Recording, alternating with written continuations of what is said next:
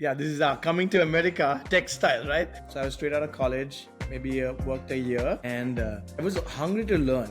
I was always hungry to learn and be good at the various frameworks that the company I was working at were using. I can remember like maybe in a conference room or something, trying to kind of figure this out, going through like these defect logs and whatnot. And the client at like 3 o'clock or 4 p.m. or something said, all right, I got to go. I got to go pick up my kid.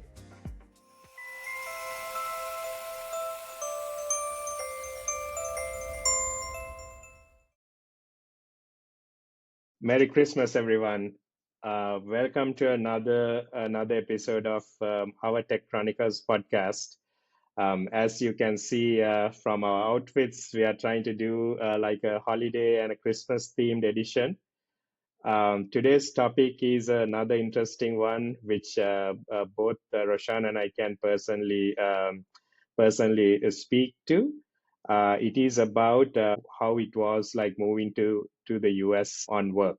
So today we are going to structure our podcast across like four main areas. What type of skills to build in order to kind of take on an onshore on-site role. Adjustments you need to make once you are at a work setting, specifically in the US. The work-life balance, which is as applicable as in any job, uh, and finally like how to gear for the future from the get-go once you start on a role in the US. So I think yeah, we can dive right in. Let's start with how did we prepare like for an on-site role? So yeah, this is coming to America tech style, right? Right.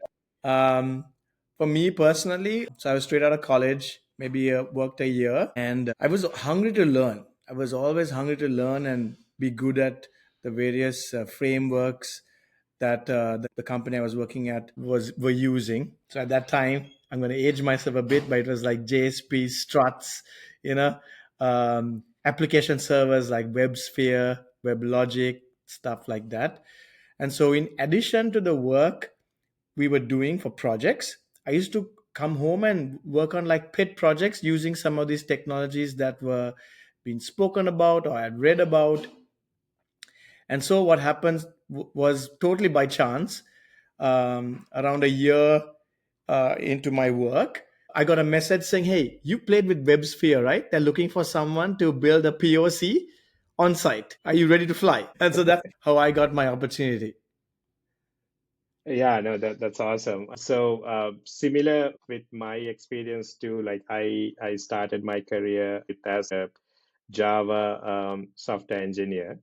Yeah. Right. Like so at the time, a lot of projects were kind of done by Java, and there was always these needs for a stronger tech resource, like to kind of travel to US, be the go between like the onshore team as well as the client and the larger offshore team, right? So I was given like the opportunity to kind of be like the onshore tech lead, essentially, so that like you can talk to like the clients, get like all the requirements kind of gathered, and kind of quote unquote translate it to like the offshore team Yeah. in order to kind of it was more like a information transfer like to the rest of the larger team from an on-site sense. We can talk a bit about part of like once we got selected or like kind of getting selected, what type of skills like we kind of started learning in addition to like already what we knew on the technology front. I can start with that. Um, in addition to technology, right? Yes. For me, it was listening, right? Uh, and really trying to understand what the customer was saying, because they do say a lot of things and you have to distill that information into, what is information, what are their asks, what are the expectations, what is important for the offshore team, right? So that was the listening aspect. That was something I had to really um, pay attention to. And then I would say the next thing I had to get better at was then communicating that clearly and crisply, right? Because when we are offshore, we are generally, huddled around the video conference or whatever, and someone else is giving us the information, right? Now, when it's our turn and we are on site, we have to be able to communicate all the things we've learned in a very crisp manner to the offshore team, so that they also understand what is required, what is the expectation, um, and make sure that the whatever path they are taking is the correct one. Right. Uh, I'll pause there. Yeah, no, great points. Definitely, I would like to echo on that, like just to add a couple of other things. So I think we were in a good position to kind of know how to communicate it to an offshore team because we started from the offshore Yeah. side, right? So to your point, listening to what the client has to say, listening to like the rest of the onshore team, so to speak, and then you kind of switch the hat to like, okay, now from the offshore point, like how would you want to like hear this, right? So you're kind of playing that dual mode in like your communication too. I have always been good at documentation, but like I kind of developed that skill further in Hmm. order to like how do we effectively communicate, right? Because you cannot necessarily always use a call or like a video conference or something to always like communicate information. So how do you document things in a more structured way? Even like PowerPoints, like how do you easily kind of convey the messages back to the offshore team? And also like developing or following any kind of processes, right? Even maintaining like things like raid logs or any kind of other project management tools that you want to use to effectively track things, because there's a lot of like back and forth going on, right? You definitely need a way to like communicate, like track where things are, what's still open, what are like the due dates, like you need to find answers by, because they have like an immediate effect on release schedules or timelines and whatnot. So there was definitely like a lot of parallel learning going on while you're kind of working on that mode, right? Yeah, spot on there. Actually, maybe I should have set some context. So when we both came to the US, it was in this whole on-site offshore model, Right, right? right, Um, and so yeah, I think that is what you said is very true. For me, another thing I would say is time management, right? Because when you're offshore, you have a lot of good amount of time to just focus and get stuff done. When you're on site, you're in so many meetings, and you have to still be able to find the time to document all the things you learned in either your requirement specs or the decision logs and all these things that you mentioned, Yuresh, or design specs, right? Be able to review them or build little POCs, right? And share it with the customer so that you ensure that you're on the right track, and then be able to pass that off to the offshore team to do. So you are learn to become super efficient in the day, right? To get as much done. we can talk a bit about like what type of things we had to adjust when talking with the client, right? So one of the things I think when I first came to the US, this was still, I mean, quite a while ago, right? Like not in the recent years. So one of the things that coming from Sri Lanka at least, the client did not like a lot of clients did not even know like where Sri Lanka was, right? Or like about Sri Lanka. Mm. So I think it is not necessarily to kind of promote like the country you came from, but it's more about kind of educating like the client about like certain cultures, right? So because that way it helps with even what level of communication do you need to have.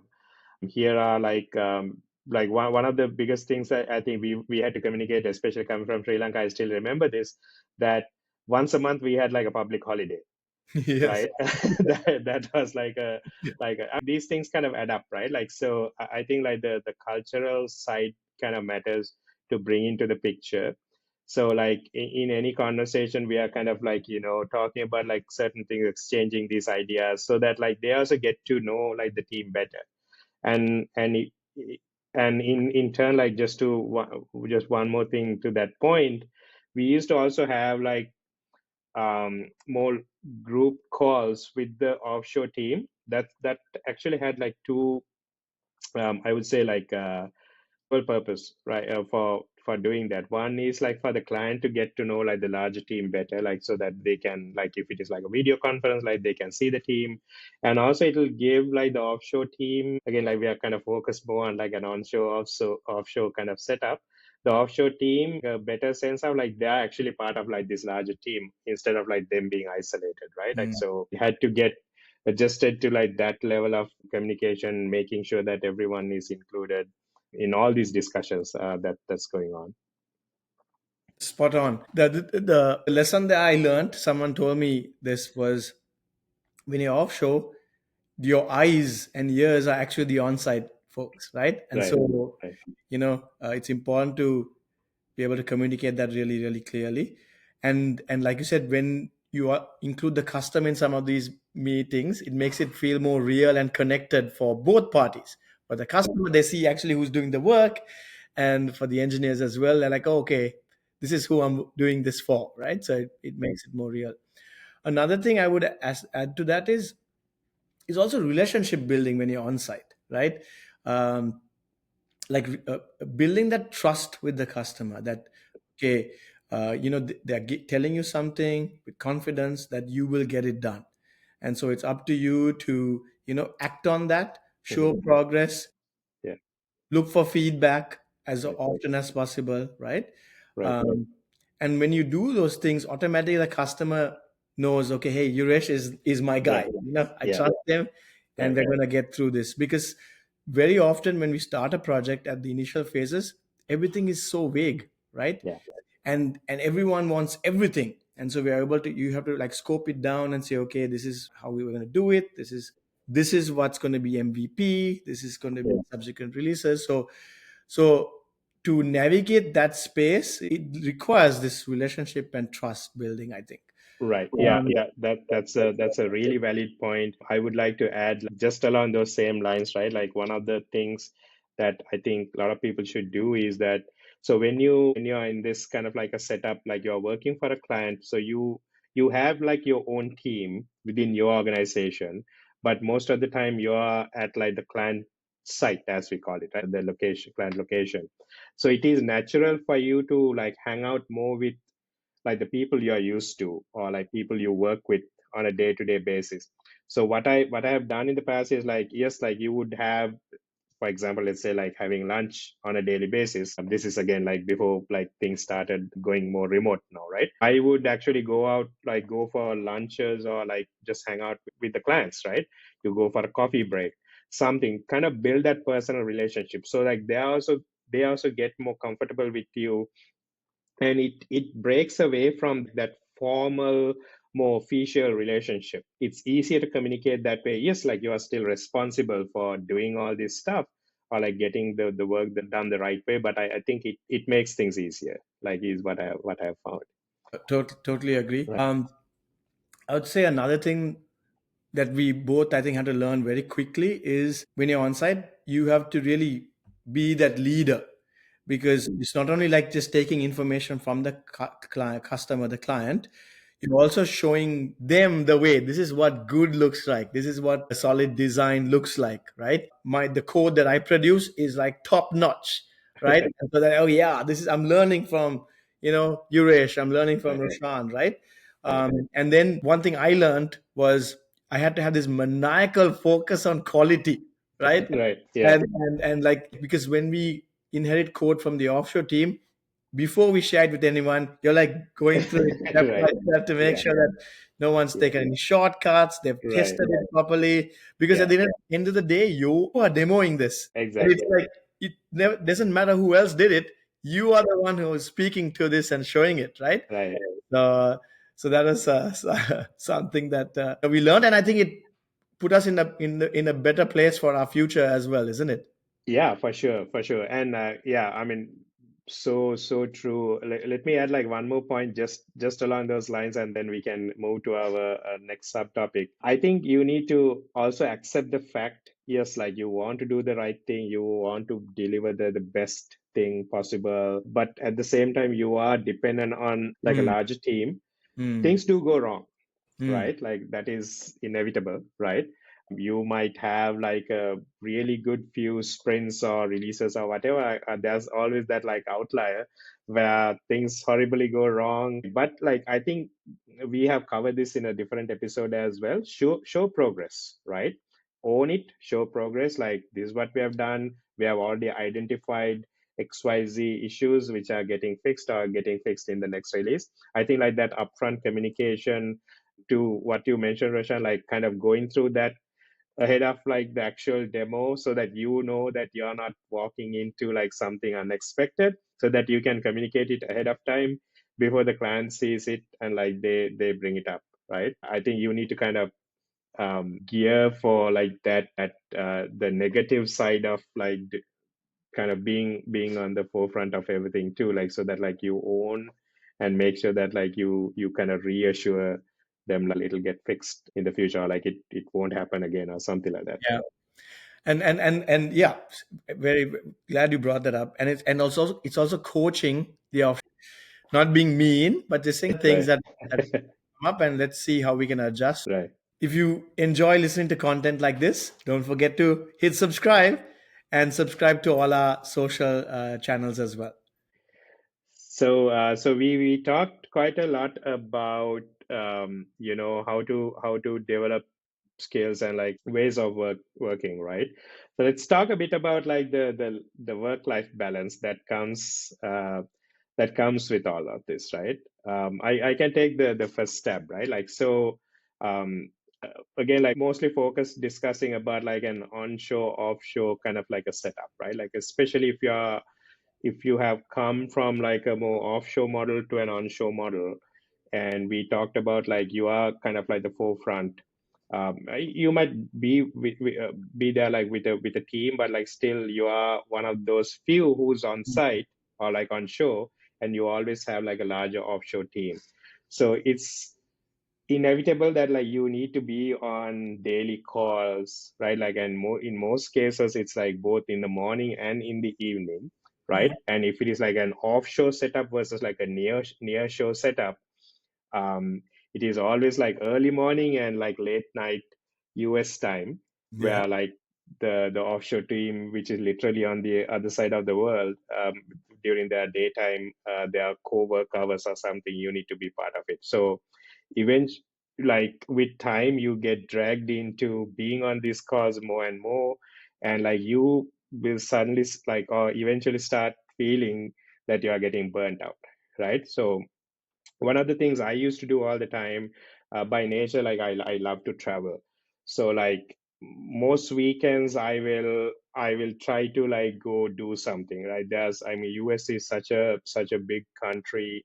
There's so many things that you can find and to do, like if travel is like your interest, right? Or like find like some hobby, um, like some type of like an activity, hang out with people, like find ways to like do things outside of work, because you are eventually going to like work a lot, right? Like more than like your typical 8 hour day Yep. type of situation. So try to find that balance right from the beginning, with based on your interest is like what advice I could give. I would definitely add to that is now you're in the US, right? You're no longer from where you're from. So I would say embrace, this new culture in the US. Right. Uh, you might get different feedback from different people, but try not to just go back to what is comfortable to you all the time, because if that goes away, if you're not around your people, then it becomes lonely and boring, and then the on-site experience is not the Right. best, right? Right. So I know you and I both, Yuresh, we love to go out for beers with the customer, right? Right. We made friends, Right. not just at work but with outside as well, so that it became like this was our new life, right? Right. um, and then even food, I would say, right? Yes, in the beginning I would revert to what is most comfortable to us, but we tried out so many different new cuisines, right? Right. Right. And I would say that I think that's important. Be open, and embrace all of this, because it's all part of the experience. Right.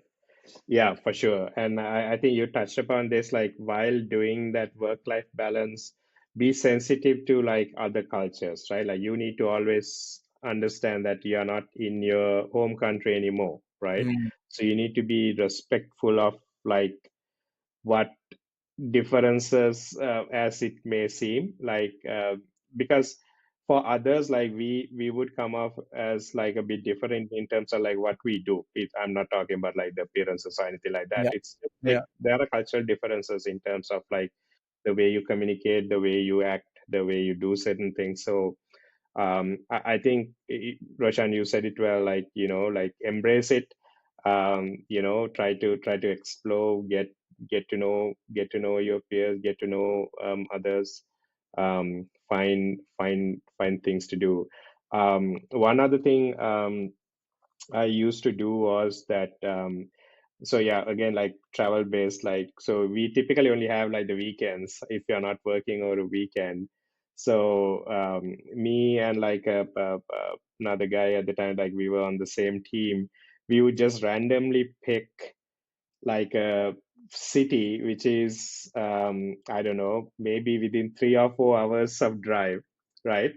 And we would drive, like just explore that city from like a radius point of view, and then drive back like later in the night on a Saturday or something, so you have like the Sunday to kind of relax, because most of the time you would have like a late night call on Sunday because it is Monday morning, back in Southeast Asia or wherever that offshore is, right? Like so you had to kind of adjust based on your situation. But I think the point we are trying to make is like find whatever that you like to do, to kind of balance that lifestyle. That sounds funny, Resh. I did something quite different. I used to love going to Best Buy. Right, yeah. And I used to spend like hours in there, just Right. playing with Yeah. all the audio equipment and speakers Right. and stuff like that. Yeah. Um, and then I used to like going to the CD stores, Right. right? And picking out music. Yeah.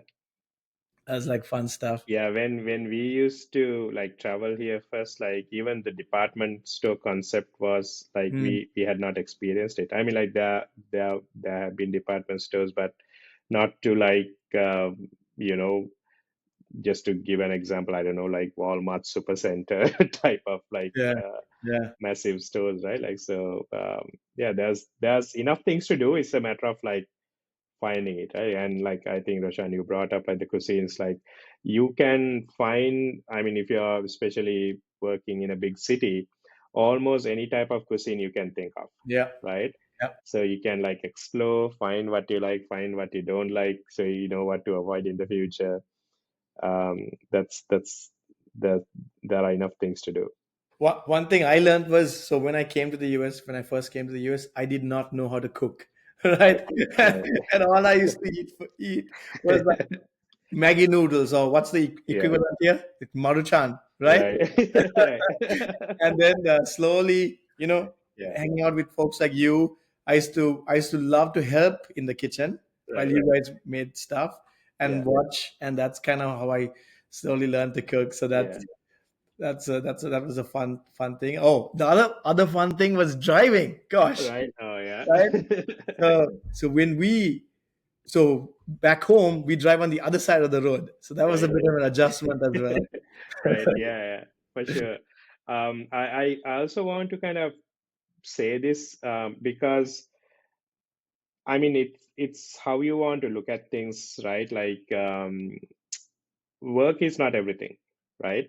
Yeah, And I think you will learn it at some point. Like it took a while, like for me to kind of realize that, because we used to give, again, like I'm not trying to say this in a negative way, but like we tend to give work like the priority always, right? Like one of the ways I kind of it yeah. clicked that like we are always doing that was way back when like we were in the middle of like a production issue, like we were troubleshooting a production issue with a client.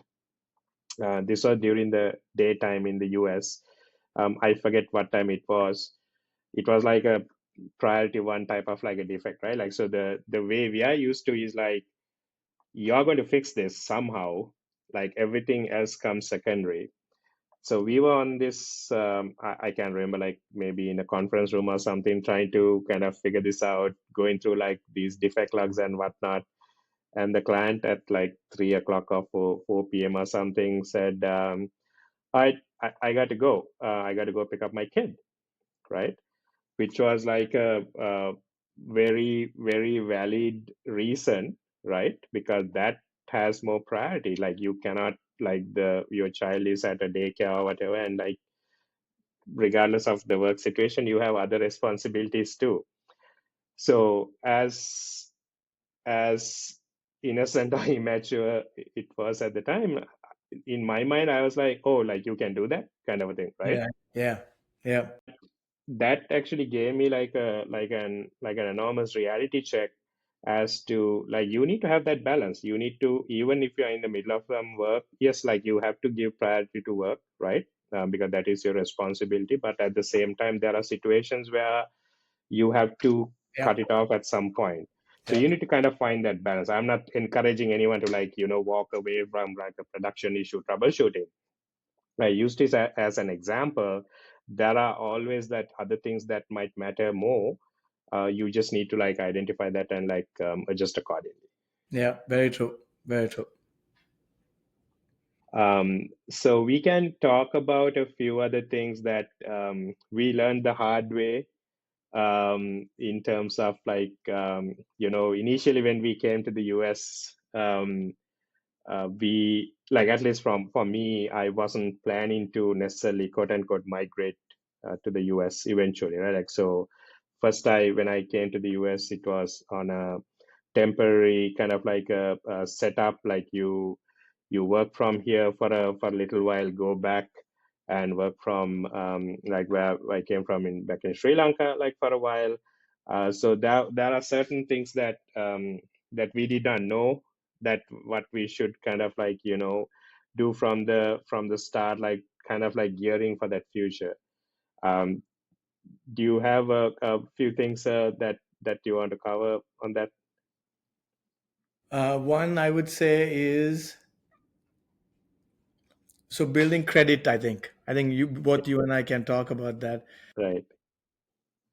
Initially, I didn't pay too much attention to that at all, Yeah.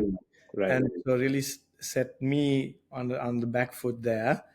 Um, I would say another one is actually looking after myself, as in my Yeah. my path. It was, I spent the first so many years just trying to do my best for the company, Yeah. and really not thinking about, okay, what's next for me? How do I set myself up for perhaps a green card, so that I am not a traveling person all the time. I Right. I wanted like a home base, right? Yeah. And so I really didn't take care of myself in that Right. aspect, really to Right. think about, okay, this is what I want, and so make everything line up in that way. So I know I'm speaking very vaguely, but I hope No, you get that the idea. Yeah. Yeah, no, that's a very valid point, right? Yeah. Because sometimes you are too focused, you get tunnel vision, right? Like about like your immediate job or like the immediate project or something. That's a really valid one. I really want to go back to like the building the credit part real quick, right? Like Mm. so, one of the advice I got from like a bank manager actually, right? Because our setup was like at the time, we used to get a per diem initially when we used to travel here, and it would go to like a bank account, and you would use like your debit card, right? So because coming from Sri Lanka, like there's like I think like the whole building the credit is like a thing now, but it was not a thing at the time, right? So we didn't kind of really get that. So I used to like use my ATM debit card all the time, right, without thinking it. So one of the bank managers kind of suggested, because if you have a social security card number, but like you still don't have credit, it's not that easy to get a credit card either, right? Like so there's two ways to build credit. Like one suggestion I have is that I think Roshan mentioned like going to Best Buy those days, right? So find a few stores that you would regularly shop at, right? For me, it was Macy's. right? I still shop at Macy's for most of my clothes.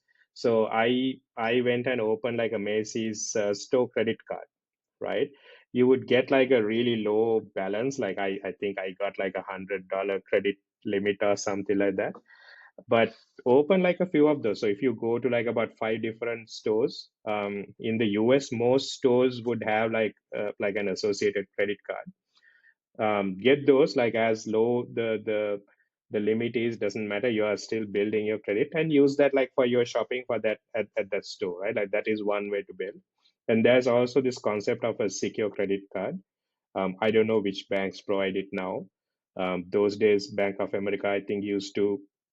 I don't know whether they still do or not, but that is also like a way. So the idea is that you deposit like a smaller amount and use your credit card within that limit as credit, because you have to use credit to build credit. Basically, that was one. The other thing also, something I missed, was initially when I used to come here, we could drive using the Sri Lankan driver's license Hmm. up to, I don't know, 6 months, 9 months. I think it depends on the state that you live in. So I just used to like drive using my Sri Lankan driver's license, right? Like as long as it's legal, like you're allowed to drive, like you are not thinking through. But later, like eventually, once decided to move here and bought a car, when you try to apply for like vehicle insurance, that's when like the driving history in the US matters. The only way that you can prove the driving history is with a US driver's license, right? So try and get that US driver's license as early as possible, because there's no downside to getting it. I mean, yeah, you might pay like a little fee, but that also like acts as like a valid ID, right? So you don't have to travel around like with your passport always. You could use that as like a valid government ID, and also it'll build that the driving history, so to speak. So yeah, those are like a couple of things that I learned the hard way, which I knew ahead of time, like to do that upfront. But yeah. That's really good. Uh, It's really good. Yeah, I think that was good coverage. Just to kind of recap, like the high level points we covered, right? Like, so we started with like how to what type of skills to build, then what kind of adjustments we had to make, like while working on site or in the US, right? Then move to like the how to build that work life balance, which is very critical, and a few real life examples of like how to gear for your future, in case you actually decide to move here like on a more permanent basis. um, yeah, I think I hope this session helps, and um, thank you for tuning in to our Tech Chronicles podcast. Merry Christmas and Happy New Year.